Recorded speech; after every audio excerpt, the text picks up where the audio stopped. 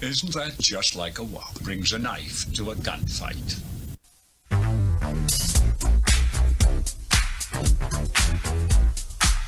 Speaking of great movies, that clip right there was from The Untouchables, right? Always a great clip.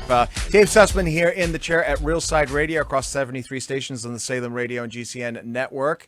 Welcome to hour number 3. And as I mentioned in the preamble here, outside of the politics and outside of the economy and everything that's going on in our lives right now, it is always so good to escape and just, either read a great book or get into a really great film. And our next guest here is somebody that is really at the forefront of some of the great films that you probably haven't heard much about. And we're going to be talking about it. It's Joanne Skousen. She's the founding director of the Anthem Libertarian Film Festival, which is a part of Freedom Fest, one of my favorite festivals every year. Welcome to the show, Joanne. How are you?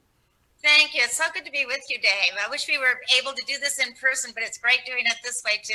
I know. And I think everybody was just mortified that you guys were literally days away from being the first convention. Las Vegas was going to reopen just a couple of months ago now, and it being shut down by Governor Sisolak. I got to just ask you and Mark, your husband, who I've had the pleasure of knowing over the years, how was that for you guys? It must have been like a shovel to the face, right?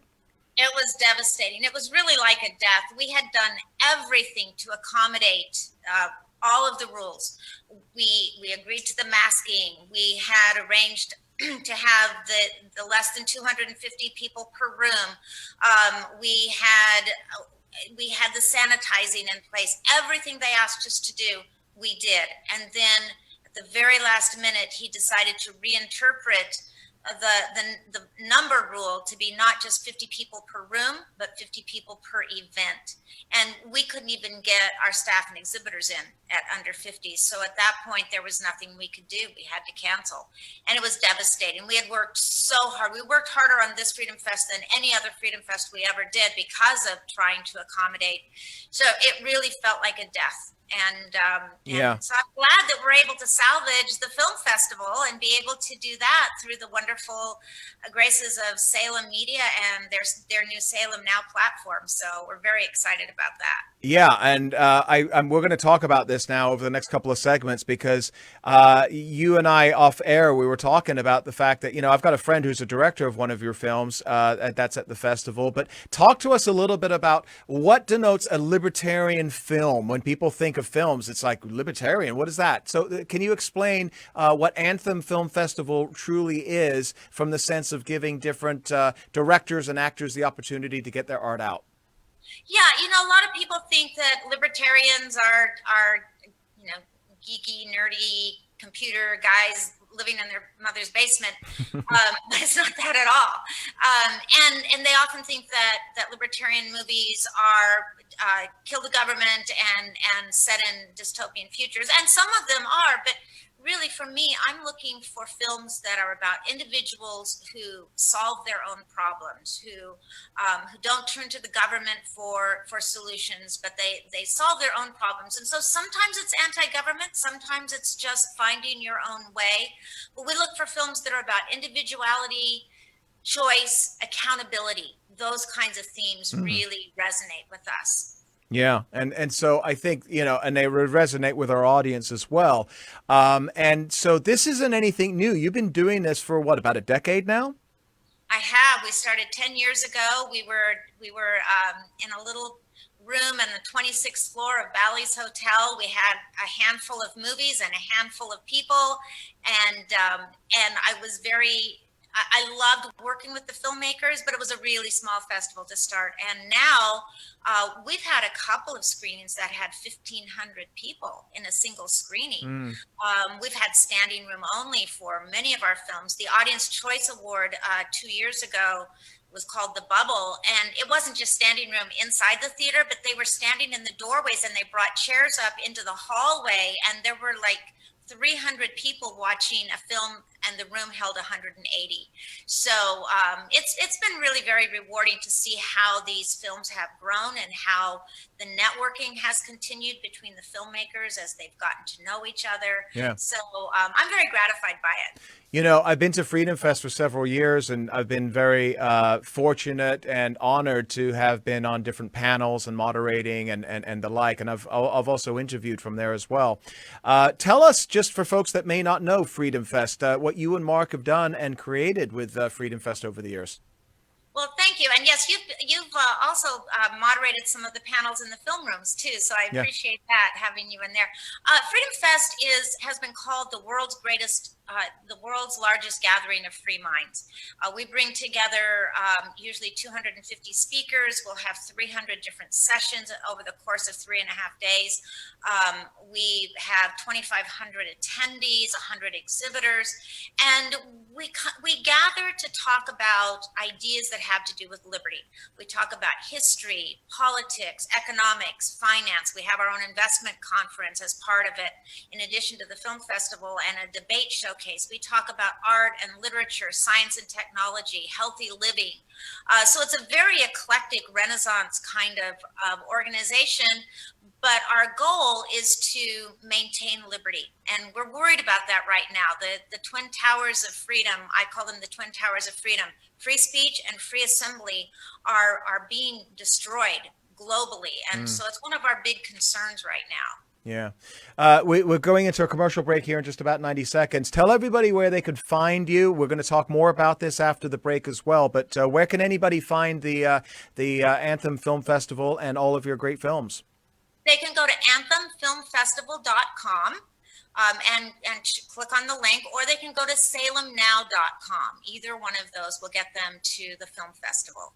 Yeah, and obviously Salem Now is, we're on the Salem Radio Network ourselves, a great platform for anybody that wants to check that out. And when we come back, I want to talk to you about more specifically what films you got going on, some of the celebrities that you've had coming in and going over the years as well, and also get a little bit political, if that's okay with you, Joanne. We're in a political time right now. And, one of the things, and I just want to say this before we go into our break here real quickly, I've really, and I said this already, I've had the honor of knowing Joanne and her husband, Mark. These are brilliant people. Joanne isn't just focused on Freedom Fest and the Anthem Film Festival, but I understand correctly, you're a professor of English at Chapman University, and your husband, Mark, is the Dean of Economics at Chapman, correct? Not the Dean, he's a presidential fellow. Oh, presidential fellow. Okay. Yeah. And I teach at Chapman, and I've taught for over a dozen years at Sing Sing Correctional Facility as well. So that's been a great part of my career. Which one is crazier, Chapman or Sing Sing? Oh, Chapman is crazier. Sing Sing is so rewarding. Actually, they're neither one is crazy.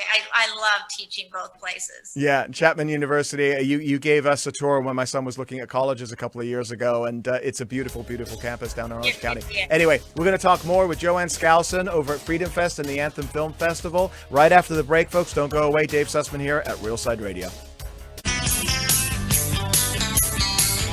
That's the na-na-na-na-na song. Dave Sussman here in the chair at Real Side Radio across the Fruited Plain on the Salem Radio and GCN Radio networks on 73 stations. And you can also find us on 6 television stations as well. And we're delighted to continue our discussion with Joanne Skousen, who is the founding director of the Anthem Libertarian Film Festival, which is a part of Freedom Fest, a festival that everybody listening in earshot of this show should be attending every single year. It's one of the important ones, folks. Joanne, welcome back. Thanks for joining us. Thank you. Okay, so I want to get into the film festival itself because I know what I'm going to be doing this weekend. I'm going to be heading over to, where is it? It is salemnow.com. And I understand that you've got a discount code as well, correct?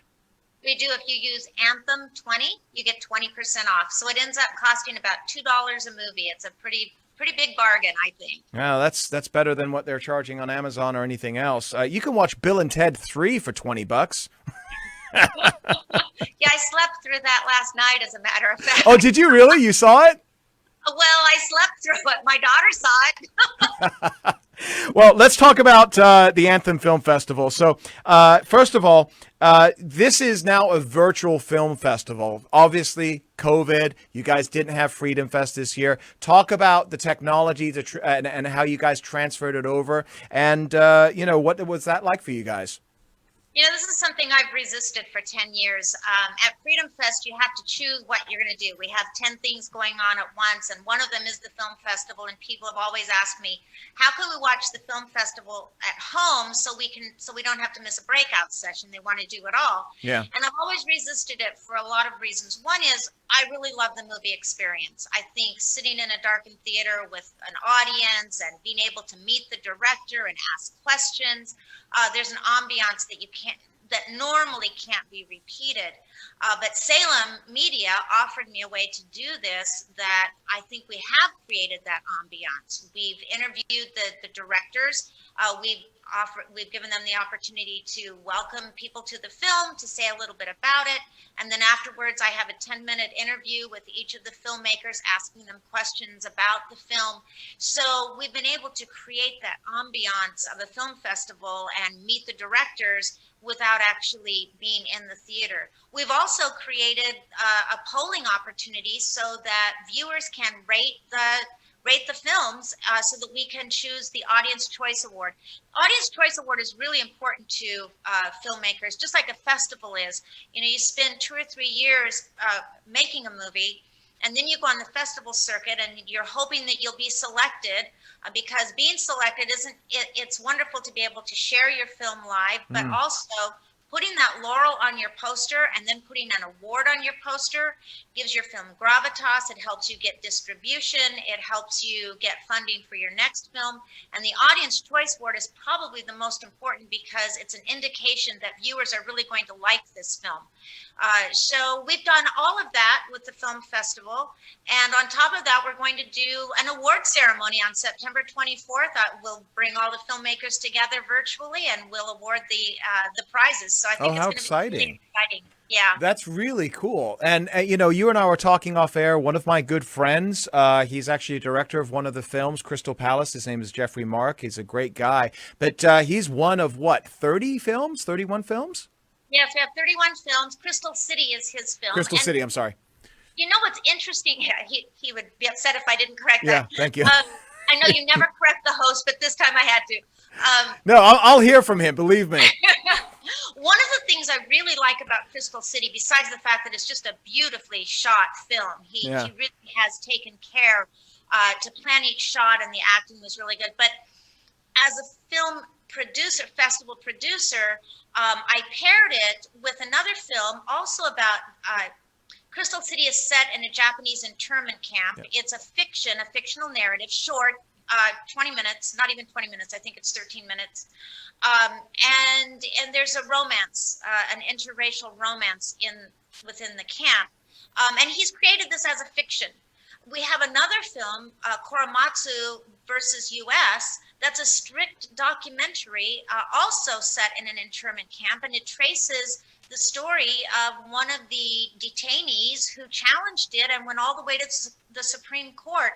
And so 2 films that have the same theme, that have the same message about a very dark point in our history when we were detaining American citizens, but done very differently, treated very differently, one as a fiction, one as a documentary, and very timely, because right now we're asking ourselves, is it constitutional to tell people they have to stay in their homes for 23 hours a day, that they have to isolate and quarantine? So it was just a serendipity to have those 2 films. Yeah, and this comes back to the thrust that you guys have with the film festival about it being a political aspect, you know, the libertarian aspect, government out of my pocket and my bedroom.